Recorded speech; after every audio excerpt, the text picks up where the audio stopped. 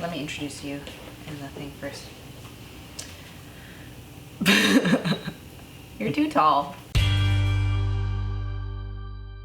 Hello everyone, my name is Lisa, and I'm the Viet Vegan, because I'm Viet and I'm vegan. And today we're making seitan sausages, because it's summer, and who doesn't love some sausages? So today's recipe is actually sponsored by California Pears. Fun fact about California Pears is that the season actually comes before the Canadian one. So these ones are Bartlett pears, but there's also a few other varieties that California grows. They also grow Bosch, red pear, Farrell. They have more information on their website if you care, if you're like a produce nerd like me, but it's pretty cool. Today we're making a pear fennel sausage. There's a lot of garlic flavor, there's a little bit of umami flavor, but mainly it's got like a little bit of that like sweetness from the pears. There's a lot of like dessert recipes for pear, but I'm really more of like a savory girl, and I feel like there's not more savory pear recipes out there. So a classic combo of flavors is pear and fennel.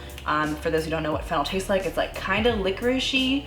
So I do have some fennel here. So this is more of like a chicken sort of textured sausage, but it will be juicy, it will be delicious, and surprisingly, it's super easy. All right, so the first part of the seitan, you have your wet ingredients and your dry ingredients. So first, we'll get our dry ingredients in a bowl and we'll just mix it all together. This is Vital Wheat gluten. This is the protein source of wheat, and this is the thing that people who are gluten-free are allergic to. So this recipe is unfortunately not gluten-free. If you want me to make a gluten-free version, unfortunately this is not gonna happen because gluten is a pretty key component to this recipe. So I have a cup and a half of Vital Wheat gluten here. You can get it from like Bulk Barn, you can get it online. I also have some chickpea flour. It changes the texture to be a little bit more like soft and chewy instead of like really dense and like gummy. I also have some kosher salt. So this is about a teaspoon of kosher salt, you know, for some seasoning.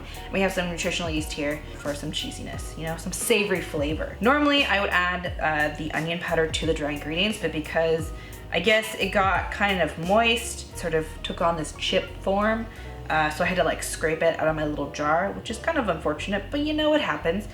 So I'm actually gonna put it in the blender instead of putting it in the dry ingredients. So anyway, these are the dry ingredients. You're just gonna give this a little mixy mix.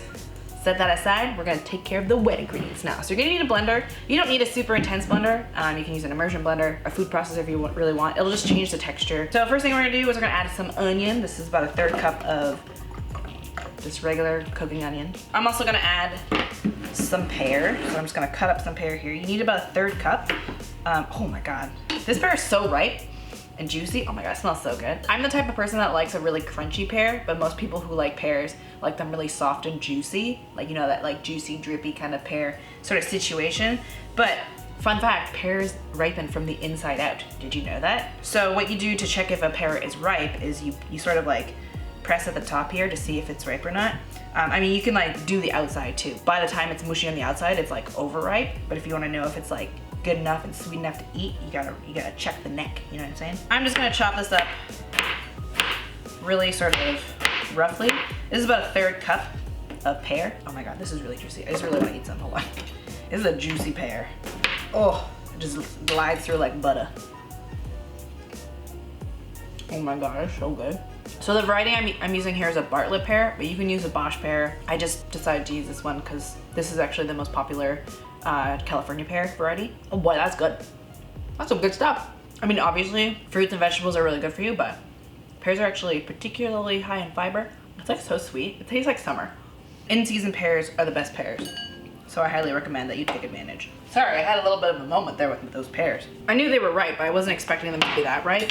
Yum. Okay, continuing on, we have our pears inside here. We're gonna add in some umami elements here. So this is some bouillon paste, and we have some Marmite. So both add some sort of savory flavor to the mix without adding too much liquid or salt.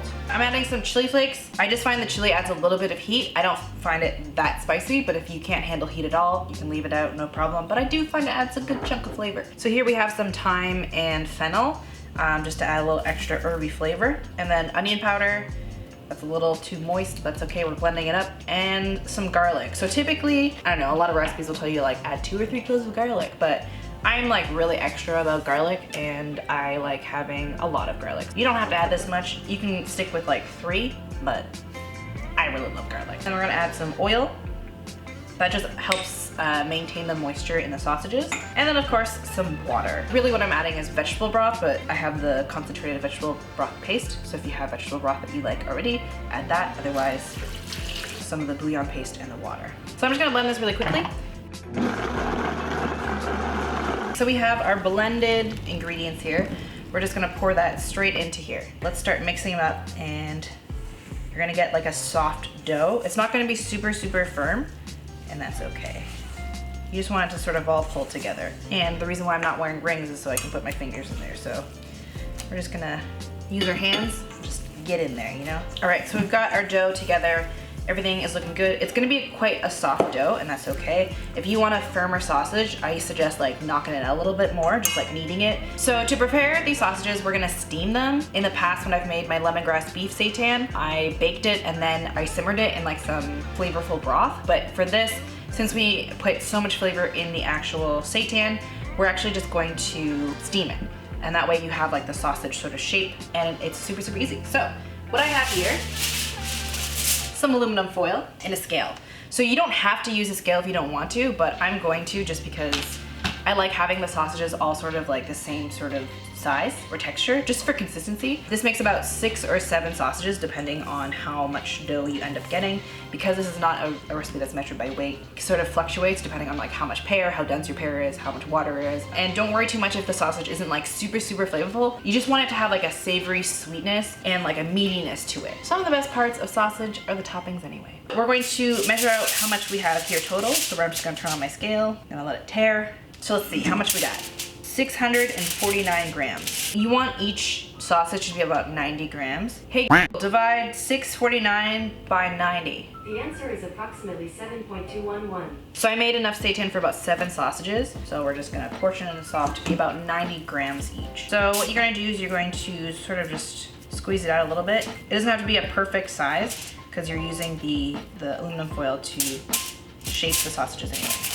Try to roll them as tightly as you can and then try to like sort of pinch off the ends.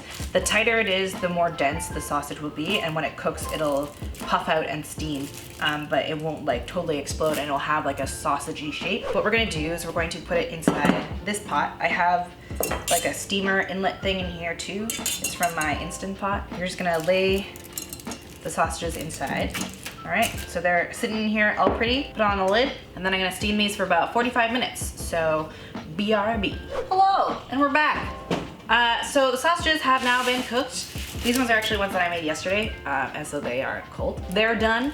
So now all you have to do is you can grill them, you can put them on a barbecue, which I guess is grilling them. You can pan fry them, which is what I'm gonna do today because I don't have a barbecue. However you like your sausages, just heat them up. So this is the finished product. This is what the sausage looks like. It's not the most appealing color, but you know, that's just the nature of vegan sausages. So add a little extra oil onto the pan and then pop these babies on. Time to heat up these sausages. For those who don't know, this is my partner Eddie. We are engaged, even though I don't have my ring on, but that doesn't mean that we aren't engaged. All right, so we're gonna taste test these sausages. So I'm gonna grab one of these, nicely brown, check that out. Ooh, ooh, ooh. Oh, that looks so good. So for mine, I actually made some kimchi mayo. It's just basically kimchi chopped up with mayo. That is like my go-to condiment for like burgers, sausages, hot dogs. This is the only thing I want to eat. How are you topping yours? I will be using this upside down bottle of yellow mustard and some zucchini relish that I got today. So much I'm not going to relish. use the whole jar. Oh, these buns look so lush. Now this zucchini relish is nothing compared to the homemade relish. That your mom makes? Yeah. Let's give it a try. Wait, do you want to clink it? Ooh. Ew! So I like the sweetness and the savoriness of the sausage. I like the density.